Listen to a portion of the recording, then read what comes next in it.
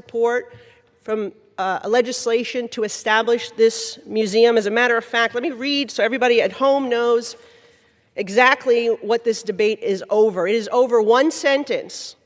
The museum shall be dedicated to preserving, researching, and presenting the history, achievements, and lives experienced by biological women in the United States. That's what the disagreement is about. Democrats revolt over biological wording in Women's History Museum bill. Let's talk about this.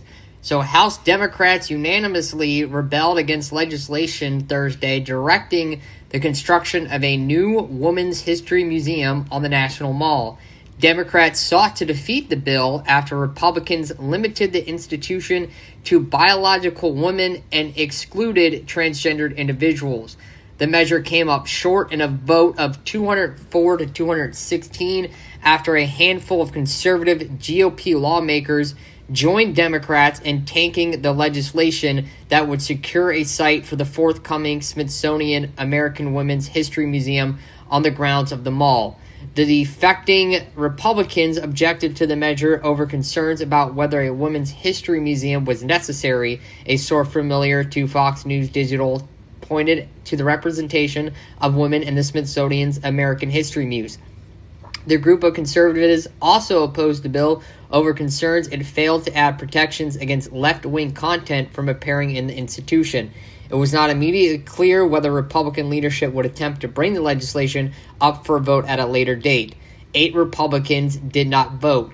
Democrats' widespread opposition to the legislation came after the Democratic Women's Caucus issued a statement last month accusing Republicans of targeting transgendered women and girls with an amendment defining the museum around biological women.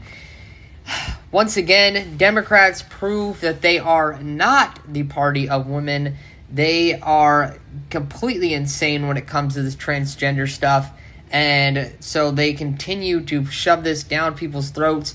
This was going to be a really nice and beautiful museum for women in history.